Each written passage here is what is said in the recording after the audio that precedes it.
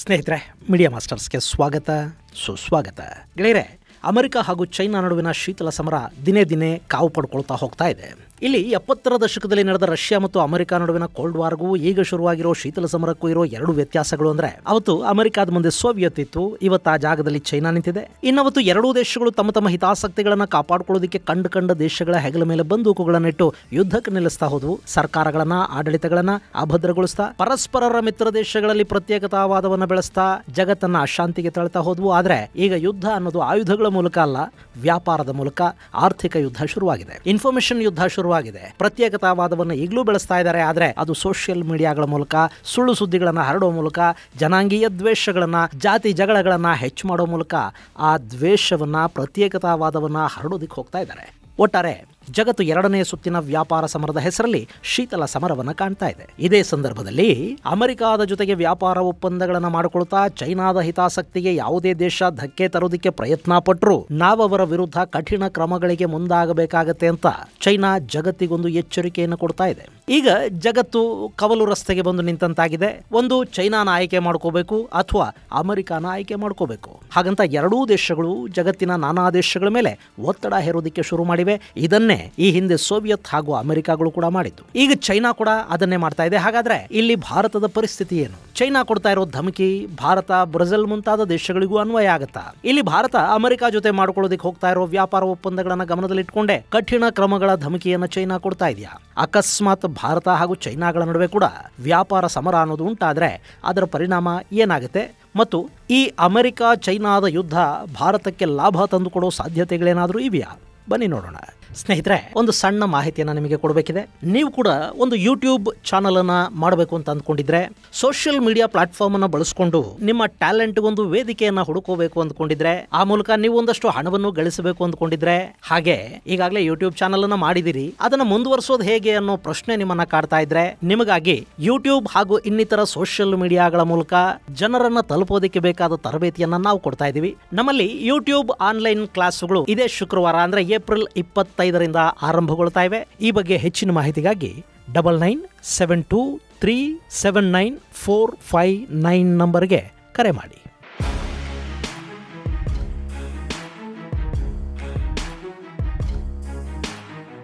ಸ್ನೇಹಿತರೆ, ಅಮೆರಿಕ ಹಾಗೂ ಚೈನಾ ಹಠಕ್ಕೆ ಬಿದ್ದಿವೆ. ನಾವು ಚೈನಾ ಜೊತೆಗೂ ಮಾತುಕತೆಗಳನ್ನು ಮಾಡ್ತಾ ಇದ್ದೀವಿ. ಅವರು ನಮ್ಮನ್ನ ಸಂಪರ್ಕಿಸಿದ್ದಾರೆ. ಅಮೆರಿಕ ಚೈನಾದ ಜೊತೆಗೆ ಲಾಭದಾಯಕ ಮತ್ತು ಅತ್ಯುತ್ತಮ ಡೀಲ್ ಅನ್ನ ಮಾಡಿಕೊಳ್ಳುತ್ತೆ ಅಂತ ಅಮೆರಿಕದ ಅಧ್ಯಕ್ಷರು ಹೇಳ್ತಾ ಇದ್ರೆ, ಮತ್ತೊಂದು ಕಡೆ ಚೈನಾ ಈ ಮಾತುಗಳ ಬಗ್ಗೆ ಅಧಿಕೃತವಾಗಿ ಏನು ಹೇಳಿಲ್ಲ. ಬದಲಿಗೆ ಅಮೆರಿಕದ ಟ್ಯಾರಿಫ್ಗೆ ಪ್ರತಿಯಾಗಿ ತಾನು ಕೂಡ ಅಮೆರಿಕ ವಿರುದ್ಧ ಸುಂಕವನ್ನು ಹೆಚ್ಚು ಮಾಡಿದೆ. ಜೊತೆಗೆ ಅಮೆರಿಕದ ಜೊತೆ ವ್ಯಾಪಾರ ಸಂಬಂಧಗಳನ್ನು ಇಟ್ಟುಕೊಂಡು ನಮಗೆ ತೊಂದರೆ ಆಗೋ ಹಾಗೆ ಮಾಡಿದ್ರೆ ನಾವು ನಿಮ್ಮ ವಿರುದ್ಧ ಕೂಡ ಕ್ರಮ ಕೈಗೊಳ್ತೀವಿ ಅಂತ ಜಗತ್ತಿನ ನಾನಾ ದೇಶಗಳಿಗೆ ಚೈನಾ ಎಚ್ಚರಿಕೆಯನ್ನು ಕೂಡ ಕೊಡ್ತಾ ಇದೆ. ಇಲ್ಲಿ ಅಮೆರಿಕ ಚೈನಾದ ಕೆಲ ವಸ್ತುಗಳ ಮೇಲೆ 145% ಟ್ಯಾರಿಫ್ ಅನ್ನು ಹೇರಿದೆ. ಹಾಗೆ ಅಮೆರಿಕದ ವಸ್ತುಗಳ ಮೇಲೆ ಚೈನಾ ಕೂಡ 125% ಪ್ರತಿಸುಂಕವನ್ನು ವಿಧಿಸಿ ನಾವು ನಿಮಗೆ ನಿಮ್ಮ ಭಾಷೆಯಲ್ಲೇ ಉತ್ತರ ಕೊಡ್ತೀವಿ ಅಂತ ಹೇಳ್ತಾ ಹೋಗ್ತಾ ಇದೆ. ಈ ಸುಂಕ ಸಮರದ ಮೊದಲ ಹೊಡೆತ ಬಿದ್ದಿರೋದು ಬೋಯಿಂಗ್ ವಿಮಾನ ತಯಾರಿಕಾ ಸಂಸ್ಥೆಗೆ ಮತ್ತು ಅದರ ಮೊದಲ ಲಾಭ ಕೂಡ ಭಾರತಕ್ಕೆ ಆಗುತ್ತಾ ಅನ್ನೋ ನಿರೀಕ್ಷೆಗಳಿವೆ. ಗೆಳೆಯರೆ, ಇಲ್ಲಿ ಚೈನಾ ಜಗತ್ತಿಗೆ ಕೊಡ್ತಾ ಇರೋ ಧಮಕಿಯ ಬಗ್ಗೆ ಹೇಳೋದಕ್ಕೂ ಮೊದಲು ಬೋಯಿಂಗ್ ಬಗ್ಗೆ ಹೇಳ್ಬಿಡ್ತೀನಿ ಕೇಳಿ. ಬೋಯಿಂಗ್ ಅನ್ನೋದು ಅಮೆರಿಕ ಮೂಲದ ಜಗತ್ತಿನ ಅತಿ ದೊಡ್ಡ ವಿಮಾನ ತಯಾರಿಕಾ ಸಂಸ್ಥೆಗಳ ಪೈಕಿ ಒಂದು. ಇಲ್ಲಿಂದ ವಿಮಾನಗಳನ್ನು ತರಿಸ್ಕೊಳ್ಳೋದಕ್ಕೆ ಚೈನಾದ ವಿಮಾನ ಸಂಸ್ಥೆಗಳು ಕೂಡ ಆರ್ಡರ್ ಅನ್ನು ಪ್ಲೇಸ್ ಮಾಡಿದ್ವು. ಅವರಿಗಾಗಿ ಬೋಯಿಂಗ್ ವಿಮಾನಗಳನ್ನು ಕೂಡ ತಯಾರು ಮಾಡ್ತಾ ಇತ್ತು. ಒಂದಷ್ಟು ವಿಮಾನಗಳ ಡೆಲಿವರಿ ಆಗಿದೆ, ಮತ್ತೆ ಕೆಲವು ಸಿದ್ಧವಾಗಿ ಡೆಲಿವರಿಗೆ ಕಾಯ್ತಾ ಇವೆ, ಇನ್ನು ಕೆಲವು ಅಂತಿಮ ಹಂತದಲ್ಲಿವೆ. ಅಷ್ಟರಲ್ಲಿ ಅಮೆರಿಕ ಹಾಗೂ ಚೈನಾ ನಡುವೆ ಸಂಬಂಧಗಳು ಹಳಿಸೋದಕ್ಕೆ ಶುರುವಾದ್ವಲ್ಲ. ಅಂದ್ರೆ ಟ್ರಂಪ್ ಬರೋದಕ್ಕೆ ಮೊದಲು ಬಿಡನ್ ಅವಧಿಯಲ್ಲೇ ಚೈನಾ ಏನು ಮಾಡ್ತು ಅಂದ್ರೆ, ತನಗೆ ಬೇಕಾದ ಇನ್ನೂ ಹೆಚ್ಚುವರಿ ವಿಮಾನ ಖರೀದಿಯನ್ನ ಬೋಯಿಂಗ್ ನಿಂದ ನಿಲ್ಲಿಸ್ತು. ಯುರೋಪಿಯನ್ ಯೂನಿಯನ್ನ ಏರ್ಬಸ್ ಕಡೆಗೆ ನಿಧಾನವಾಗಿ ಮುಖ ಮಾಡೋದಕ್ಕೆ ಶುರು ಮಾಡ್ತು. ಅಲ್ಲಿಗೆ ಜಗತ್ತಿನ ವಿಮಾನ ಖರೀದಿ ಕ್ಷೇತ್ರದ ಅತಿದೊಡ್ಡ ಮಾರುಕಟ್ಟೆಯಲ್ಲಿ ಬೋಯಿಂಗ್ ತನ್ನ ಹಿಡಿತವನ್ನು ಕಳ್ಕೊಳ್ತಾ ಹೋಯಿತು. ಆದರೂ ಈಗಾಗಲೇ ಕೊಟ್ಟ ಆರ್ಡರ್ಗಳಿದ್ವಲ್ಲ, ಅವುಗಳನ್ನು ಡೆಲಿವರಿ ಕೊಡೋ ಬಗ್ಗೆ ಅವರು ಹೆಚ್ಚು ಗಮನ ಕೊಡ್ತಾ ಹೋದ್ರು. ಅಷ್ಟರಲ್ಲಿ ಟ್ರಂಪ್ ಆಡಳಿತ ಶುರುವಾಯಿತು, ಮತ್ತೆ ಟ್ಯಾರಿಫ್ ವಾರ್ ಶುರುವಾಯಿತು. ಈಗ ಚೈನಾ ಬೋಯಿಂಗ್ನಿಂದ ಏನನ್ನು ಖರೀದಿ ಮಾಡದ ಹಾಗೆ ಮತ್ತು ಈಗ ಬರ್ತಾ ಇರೋ ಬೋಯಿಂಗ್ ವಿಮಾನಗಳನ್ನು ಕೂಡ ಹಿಂದಕ್ಕೆ ಕಳುಹಿಸೋದಕ್ಕೆ ಆದೇಶವನ್ನು ಕೊಟ್ಟಿದೆ. ಅದರ ಪರಿಣಾಮ ಅಂದ್ರೆ ಈಗ ಸಿದ್ಧವಾಗಿರುವ ಮತ್ತು ಸಿದ್ಧ ಆಗ್ತಾ ಇರೋ ವಿಮಾನಗಳನ್ನ ಅವರು ಯಾರಿಗೆ ಮಾರಾಟ ಮಾಡಬೇಕು ಅನ್ನೋದು.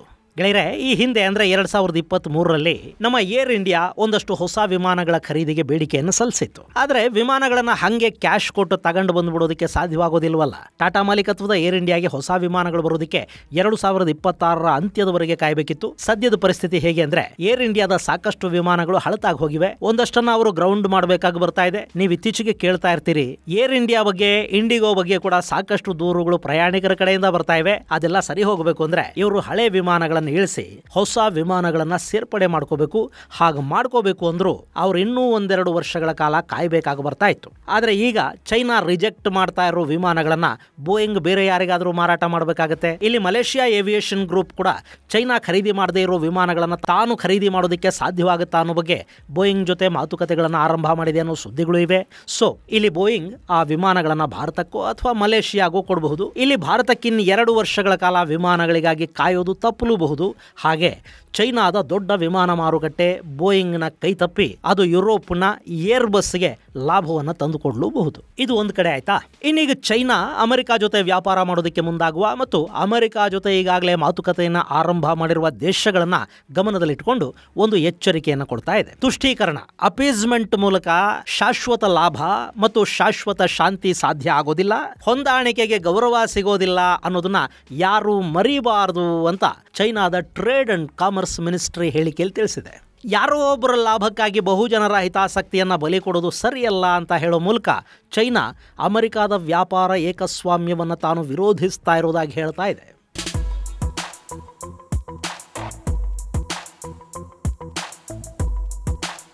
ಗೆಳೆಯರೆ, ಇಲ್ಲಿ ಸದ್ಯದ ಪರಿಸ್ಥಿತಿಯಲ್ಲಿ ಇದೊಂಥರ ಮಾರಾಟಗಾರ ಮತ್ತು ಖರೀದಿದಾರ ದೇಶಗಳ ನಡುವಿನ ಜಗಳದ ಹಾಗೆ ಕಾಣ್ತಾ ಇರೋದು ಸುಳ್ಳಲ್ಲ. ಈಗ ನೋಡಿ, ಚೈನಾ ಜಗತ್ತಿನ ಅತಿ ದೊಡ್ಡ ಕಾರ್ಖಾನೆ. ನಾನಾ ದೇಶಗಳ ಜೊತೆ ವ್ಯಾಪಾರ ಮಾಡೋ ಚೈನಾ ತನ್ನ ಒಟ್ಟು ವ್ಯಾಪಾರದಲ್ಲಿ ಎಲ್ಲೂ ಕೂಡ ಕೊರತೆಯನ್ನು ಅಂದರೆ ಟ್ರೇಡ್ ಡೆಫಿಸಿಟ್ ಅನ್ನು ಅನುಭವಿಸ್ತಾ ಇಲ್ಲ. ಆದರೆ ಅಮೆರಿಕಾಗೆ ಹಾಗಲ್ಲ. ಅವರು ತಮ್ಮ ಒಟ್ಟು ವ್ಯಾಪಾರದಲ್ಲಿ ಈಗಲೂ ಕೂಡ ಟ್ರೇಡ್ ಡೆಫಿಸಿಟ್ ಅಲ್ಲಿ ಅಂದರೆ ವ್ಯಾಪಾರ ಕೊರತೆಯಲ್ಲೇ ಇದ್ದಾರೆ. ಅಮೆರಿಕಾದ ಸಾಕಷ್ಟು ತಯಾರಿಕಾ ಘಟಕಗಳು ಅಲ್ಲಿಂದ ಚೈನಾಗೆ ಶಿಫ್ಟ್ ಆಗಿವೆ. ಒಂದು ಕಾಲ ಇತ್ತು ಅಮೆರಿಕಾದಲ್ಲಿ ಸಾಕಷ್ಟು ಕಾರ್ ಕಂಪನಿಗಳಿದ್ವು, ಅಲ್ಲಿ ಕಾರುಗಳ ತಯಾರಿ ಆಗ್ತಾ ಇತ್ತು. ಆದರೆ ಇವತ್ತು ಅವೆಲ್ಲ ಚೈನಾದಲ್ಲಾಗತ್ವೆ. ಹಾಗೆ ಜಗತ್ತಿನ ಬೇರೆ ಬೇರೆ ದೇಶಗಳಲ್ಲಿ ತಯಾರಾಗತ್ವೆ. ಅಮೆರಿಕಾದ ಹೂಡಿಕೆಗಳು ಜಗತ್ತಿನ ನಾನಾ ದೇಶಗಳ ಪಾಲಾಗಿವೆ.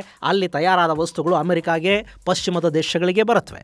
ಅಮೆರಿಕ ಚೈನಾ ಜೊತೆಗಿನ ವ್ಯಾಪಾರದಲ್ಲಿ ಅತಿ ದೊಡ್ಡ ಕೊರತೆಯನ್ನು ಅನುಭವಿಸ್ತಾ ಇದೆ. ಹೀಗಾಗಿ ಆ ವ್ಯಾಪಾರ ಕೊರತೆಯನ್ನು ಕಡಿಮೆ ಮಾಡಿಕೊಳ್ಳೋದಕ್ಕೆ ಅವರು ಟ್ಯಾರಿಫ್ನ ಮೊರೆ ಹೋಗ್ತಾ ಇದ್ದಾರೆ. ಇಲ್ಲಿ ಟ್ಯಾರಿಫ್ ಹೇರೋದ್ರಿಂದ ಅಮೆರಿಕಾದಲ್ಲಿ ಸಾಕಷ್ಟು ವಸ್ತುಗಳ ಬೆಲೆ ಏರಿಕೆ ಆಗುತ್ತೆ ಅನ್ನೋದು ನಿಜ. ಆದರೆ ಹಾಗೆ ಟ್ಯಾರಿಫ್ ಮೂಲಕ ಒಂದಷ್ಟು ದೇಶಗಳನ್ನ ತಮ್ಮ ದಾರಿಗೆ ತಗೊಂಡು ಬಂದು ಅಮೆರಿಕಾದ ವಸ್ತುಗಳನ್ನು ಅವರೂ ಖರೀದಿಸೋ ಹಾಗೆ ಮಾಡಿ ವ್ಯಾಪಾರವನ್ನ ಹೆಚ್ಚು ಮಾಡ್ಕೋಬೇಕು, ವ್ಯಾಪಾರ ಕೊರತೆಯನ್ನ ಕಡಿಮೆ ಮಾಡ್ಕೋಬೇಕು ಅನ್ನೋದು ಅಮೆರಿಕಾದ ಯೋಜನೆ. ಹಾಗೆ ನೋಡಿದ್ರೆ ಈ ವ್ಯಾಪಾರ ಸಮಸ್ಯೆ ಇದೆಯಲ್ಲ, ಇದನ್ನ ಅಮೆರಿಕ ಒಬಾಮಾ ಮೊದಲ ಅವಧಿಯ ಕಾಲದಲ್ಲೇ ಮಾಡಬೇಕಾಗಿತ್ತು. ಆದರೆ ಅವತ್ತು ಅಮೆರಿಕಾದ ಆಡಳಿತ ಚೈನಾನ ಸರಿಯಾಗಿ ಅರ್ಥ ಮಾಡ್ಕೊಳ್ಳಿಲ್ಲ. ಚೈನಾ ಇಡೀ ಜಗತ್ತನ್ನ ಆಕ್ರಮಿಸ್ಕೊಳ್ತಾ ಇದೆ ಮತ್ತು ಅಮೆರಿಕಾದ ವ್ಯಾಪಾರ ಕಡಿಮೆ ಆಗ್ತಾ ಇದೆ ಅನ್ನೋದನ್ನ ಅರ್ಥ ಮಾಡಿಕೊಂಡಿದ್ದು ಟ್ರಂಪ್.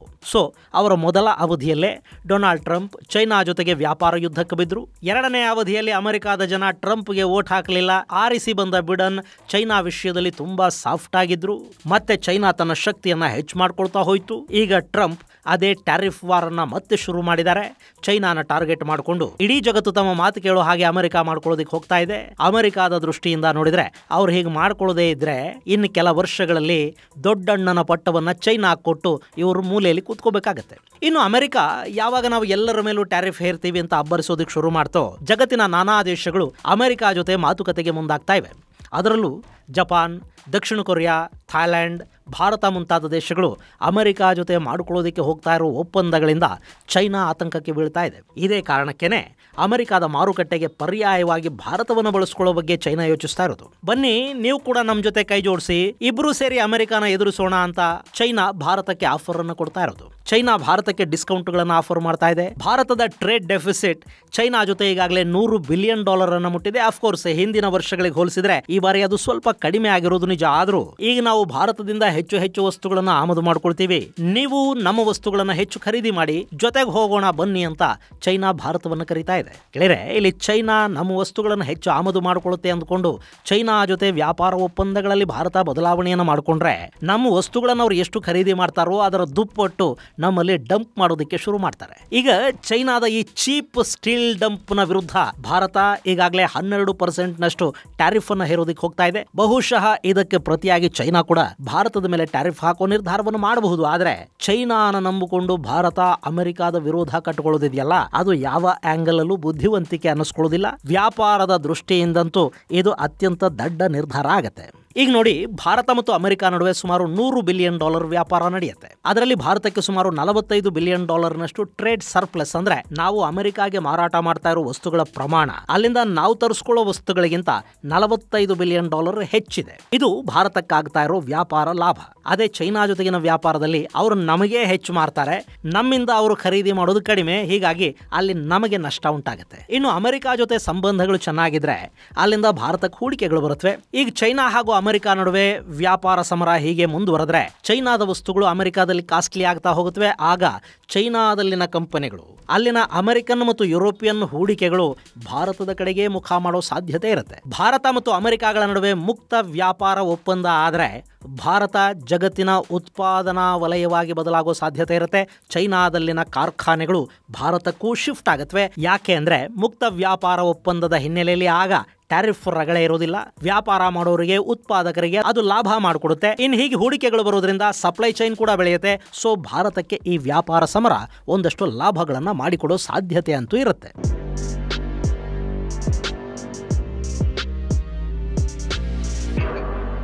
ಇನ್ನಿದ್ರಿಂದ ಚೈನಾ ಸಿಟ್ಟು ಮಾಡ್ಕೊಳ್ಳೋದಿಲ್ವಾ ಗೆಳೆಯರೆ? ಇಲ್ಲಿ ಚೈನಾ ಹೇಳ್ತಾ ಇರೋದು ತಟಸ್ಥವಾಗಿರಿ, ನಮ್ಮ ಜೊತೆಗೂ ವ್ಯಾಪಾರ ಮಾಡಿ ಅಂತ. ಭಾರತ ಚೈನಾ ಜೊತೆ ವ್ಯಾಪಾರ ಮಾಡೋದಿಲ್ಲ ಅಂತ ಎಲ್ಲೂ ಹೇಳೇ ಇಲ್ವಲ್ಲ. ಆಮೇಲೆ ಭಾರತ ಯಾವಾಗ್ಲೂ ತಟಸ್ಥವೇ. ನಾವು ಯಾವ ಗುಂಪಿನೊಂದಿಗೂ ಯಾವತ್ತೂ ಸೇರ್ಲಿಲ್ಲ, ಇವತ್ತು ಕೂಡ ಸೇರೋ ಮೂಡಲಿಲ್ಲ. ರಷ್ಯಾ ಯುಕ್ರೇನ್ ಯುದ್ಧದ ಸಂದರ್ಭದಲ್ಲಿ ನೋಡಿ, ಭಾರತ ರಷ್ಯಾ ಜೊತೆ ಸ್ನೇಹವನ್ನು ಇಟ್ಟುಕೊಂಡು ಕೂಡ ಅವರ ಬಣವನ್ನ ಸೇರಲಿಲ್ಲ. ಹಾಗೆ ಅಮೆರಿಕ ಜೊತೆಗಿನ ಸಂಬಂಧಗಳನ್ನ ಹೊಂದಿದ್ರೂ ಕೂಡ ಯುಕ್ರೇನ್ಗೆ ಸಹಾಯ ಮಾಡೋದಕ್ಕೆ ಹೋಗಲಿಲ್ಲ. ಎರಡೂ ದೇಶಗಳಿಗೆ ಯುದ್ಧವನ್ನ ನಿಲ್ಲಿಸಿ ಇದು ಯುದ್ಧದ ಸಮಯ ಅಲ್ಲ ಅಂತ ಹೇಳ್ತಾ ಹೋಯ್ತೆ ಹೊರತು ಭಾರತ ತನ್ನ ತಟಸ್ಥ ನೀತಿಯನ್ನು ಬಿಟ್ಟುಕೊಡ್ಲಿಲ್ಲ. ಇಲ್ಲಿ ಕೂಡ ಅಮೆರಿಕ ಮತ್ತು ಚೈನಾ ಎರಡರ ಜೊತೆಗೂ ವ್ಯಾಪಾರ ಮಾಡ್ತಾ ಎರಡೂ ಕಡೆಯಲ್ಲಿ ಲಾಭ ಮಾಡ್ಕೊಳ್ಳ ಬಯಸುತ್ತೆ ಭಾರತ.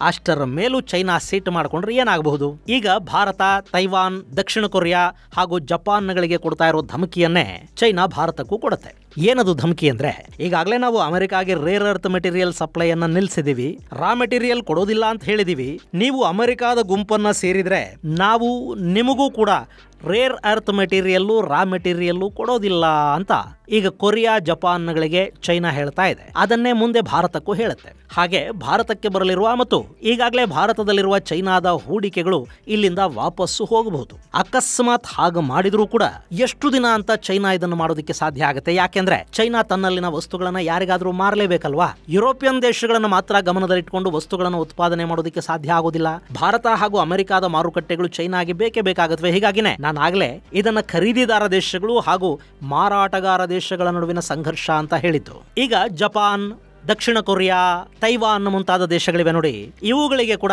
ಚೈನಾದಿಂದ ಆಗೋ ದೊಡ್ಡ ಲಾಭ ಏನಿಲ್ಲ. ಈ ದೇಶಗಳು ತಾವು ಉತ್ಪಾದನೆ ಮಾಡುವ ವಸ್ತುಗಳನ್ನ ಅಮೆರಿಕಾಗೆ ರಫ್ತು ಮಾಡುತ್ತವೆ ಮತ್ತು ಇವುಗಳ ದೊಡ್ಡ ಮಾರುಕಟ್ಟೆ ಇರುವುದು ಅಮೆರಿಕಾದಲ್ಲೇ. ಇವರು ಅಮೆರಿಕ ಜೊತೆ ವ್ಯಾಪಾರ ಒಪ್ಪಂದವನ್ನ ಮಾಡಿಕೊಳ್ಳೋದು ಬಿಟ್ಟು ಚೈನಾದ ಮಾತು ಕೇಳಕೊಂಡು ಚೈನಾ ಜೊತೆ ಕುಣಿದ್ರೆ ಒಂದು ದೊಡ್ಡ ಮಾರುಕಟ್ಟೆಯನ್ನ ಕಳ್ಕೋಬೇಕಾಗತ್ತೆ. ಇಲ್ಲಿ ತಯಾರಾಗುವ ವಸ್ತುಗಳನ್ನ ಚೈನಾ ಏನು ಖರೀದಿ ಮಾಡೋದಕ್ಕೆ ಹೋಗೋದಿಲ್ಲ. ಯಾಕೆಂದ್ರೆ ಚೈನಾನೇ ಒಂದು ದೊಡ್ಡ ಮಾರುಕಟ್ಟೆ ಆಗಿರೋದ್ರಿಂದ ಚೈನಾಗೆ ಈ ವಸ್ತುಗಳ ಅಗತ್ಯ ಬೀಳೋದಿಲ್ಲ. ಸೊ ಇಲ್ಲಿ ಒಂದು ಉತ್ಪಾದಕ ದೇಶಕ್ಕೆ ಅಲ್ಲಿನ ಉತ್ಪಾದನೆಗಳನ್ನ ಖರೀದಿ ಮಾಡೋ ದೇಶ ತುಂಬಾನೇ ಮುಖ್ಯ ಅನ್ನಿಸ್ಕೊಳ್ಳುತ್ತೆ. ಈ ಮಾತು ಮುಂದಿನ ದಿನಗಳಲ್ಲಿ ಚೈನಾಗೂ ಅಪ್ಲೈ ಆಗಬೇಕು. ಯಾಕೆಂದ್ರೆ ಚೈನಾದಲ್ಲಿ ತಯಾರಾಗುವ ವಸ್ತುಗಳನ್ನ ಖರೀದಿ ಮಾಡೋದಕ್ಕೆ ಚೈನಾಗೆ ಕೂಡ ಖರೀದಿದಾರ ದೇಶ ಬೇಕಲ್ವಾ? ಹೀಗಾಗಿನೇ ನಾನು ಆಗ್ಲೇ ಇದನ್ನ ಖರೀದಿದಾರ ದೇಶಗಳು ಹಾಗೂ ಮಾರಾಟಗಾರ ದೇಶದ ನಡುವಿನ ಸಂಘರ್ಷ ಅಂತ ಹೇಳಿದ್ದು. ಗೆಳೆಯರೆ, ಖರೀದಿ ಮಾಡೋರೇ ಇಲ್ಲದೆ ಇದ್ರೆ ಅಂಗಡಿ ಇಟ್ಟುಕೊಂಡು ಏನ್ ಮಾಡಬೇಕು? ಹೀಗಾಗಿ ಚೈನಾ ಕೂಡ ಇದನ್ನ ಹೆಚ್ಚು ದಿನಗಳ ಕಾಲ ಮುಂದುವರಿಸೋದಕ್ಕೆ ಸಾಧ್ಯ ಆಗೋದಿಲ್ಲ. ಆ ಭಾವನೆಯಲ್ಲೇ ಅಮೆರಿಕ ಇದೆ. ಇನ್ನು ಚೈನಾದ ಸಮಸ್ಯೆ ಅಂದ್ರೆ, ಅಮೆರಿಕಾದ ಈ ಒತ್ತಡಕ್ಕೆ ಮಣಿದ್ರೆ ಶಿ ಜಿನ್ಪಿಂಗ್ ಅವರ ದೇಶದ ಒಳಗಿನ ಶತ್ರುಗಳ ಮುಂದೆ ವೀಕ್ ಆಗಿ ಕಾಣಿಸ್ಕೊಂಡ ಹಾಗಾಗತ್ತೆ. ಹಾಗಂತ ನಾವು ಬಗ್ಗೋದೇ ಇಲ್ಲ ಅಂದ್ರೆ ಬಂಡವಾಳ ವಾಪಸ್ ಹೋಗಿ ಅಲ್ಲಿನ ಜನ ನಿರುದ್ಯೋಗಕ್ಕೆ ಬೀಳ್ತಾರೆ. ಗೆಳೆಯರೆ, ವಿಶ್ವ ವ್ಯಾಪಾರ ಸಂಸ್ಥೆ ಪ್ರಕಾರ ಕಳೆದ ವರ್ಷ 2.9% ಜಾಗತಿಕ ವ್ಯಾಪಾರದಲ್ಲಿ ಏರಿಕೆ ಕಂಡಿತ್ತು. ಈ ವರ್ಷ ಕೂಡ ಬಹುಶಃ ಅಷ್ಟೇ ಏರಿಕೆಯಾಗೋ ಬಗ್ಗೆ ನಿರೀಕ್ಷೆ ಇತ್ತು. ಆದ್ರೆ ಅದು 0.2% ಮಾತ್ರ ಏರಿಕೆ ಆಗತ್ತೆ ಅಂತ ಹೇಳ್ತಾ ಇದ್ದಾರೆ. ಅಂದ್ರೆ ಈ ಟ್ಯಾರಿಫ್ ವಾರ್ ದೊಡ್ಡ ಮಟ್ಟದ ವ್ಯಾಪಾರ ಕುಸಿತಕ್ಕೆ ಕಾರಣವಾಗ್ತಾ ಇದೆ. ಇದು ಉತ್ಪಾದನಾ ವಲಯದ ಮೇಲೆ ಕೂಡ ಒಂದಷ್ಟು ಪರಿಣಾಮಗಳನ್ನು ಉಂಟು ಮಾಡುತ್ತೆ. ಹಾಗೆ ಒಂದಷ್ಟರ ಮಟ್ಟಿಗೆ ಜಾಗತಿಕ ನಿರುದ್ಯೋಗಕ್ಕೆ ಕೂಡ ಇದು ಕಾರಣ ಆಗುತ್ತೆ. ಇದರ ದೊಡ್ಡ ಪರಿಣಾಮ ಚೀನಾದ ಮೇಲೆ ಉಂಟಾಗೋದು. ಸೊ ಚೈನಾ ಈಗ ಹಠ ಮಾಡ್ತಾ ಇದ್ರೂ ಕೂಡ ಯಾವುದಾದ್ರೂ ಒಂದು ದಾರಿಯನ್ನು ಹುಡುಕೊಳ್ಳೇಬೇಕಾಗತ್ತೆ. ಈ ಮದಗಜಗಳ ಕಾದಾಟದಲ್ಲಿ ಭಾರತಕ್ಕೊಂದಷ್ಟು ಲಾಭ ಆಗೋ ಲಕ್ಷಣಗಳಂತೂ ಕಾಣ್ತಾ ಇವೆ. ಹಾಗೆ ವಿಯೆಟ್ನಾಂ, ಫಿಲಿಪೀನ್ಸ್ ಮುಂತಾದ ದೇಶಗಳು ಕೂಡ ಎಲೆಕ್ಟ್ರಾನಿಕ್ಸ್ ಹಾಗೂ ಸೆಮಿಕಂಡಕ್ಟರ್ ವಲಯದಲ್ಲಿ ಅತಿ ಹೆಚ್ಚು ಹೂಡಿಕೆಗಳನ್ನು ಆಕರ್ಷಿಸುವ ನಿಟ್ಟಲ್ಲಿ ಭಾರತದ ಜೊತೆ ಪೈಪೋಟಿಗೆ ಬೀಳ್ತಾ ಇವೆ. ಇಲ್ಲಿ ಭಾರತ ಹೂಡಿಕೆ ಸ್ನೇಹಿ ವಾತಾವರಣವನ್ನು ನಿರ್ಮಾಣ ಮಾಡಿದರೆ ಈ ಬಾರಿಯ ವ್ಯಾಪಾರ ಸಮರ ಭಾರತಕ್ಕೆ ಲಾಭವನ್ನು ತಂದುಕೊಡಲೂಬಹುದು. ಇದು ಗೆಳೆಯರೆ, ಚೈನಾ ಅಮೆರಿಕಾದ ವಿರುದ್ಧ ಇಡೀ ಜಗತ್ತಿಗೆ ಕೊಡ್ತಾ ಇರೋ ಧಮಕಿಯ ಕುರಿತಾದ ಒಂದಷ್ಟು ಮಾಹಿತಿ. ಮುಂದಿನ ಸಂಚಿಕೆಯಲ್ಲಿ ಮತ್ತಷ್ಟು ವಿಶೇಷಗಳ ಜೊತೆ ಮತ್ತೆ ಭೇಟಿಯಾಗೋಣ. ಅಲ್ಲಿವರೆಗೆ ಜೈ ಹಿಂದ್, ಜೈ ಕರ್ನಾಟಕ.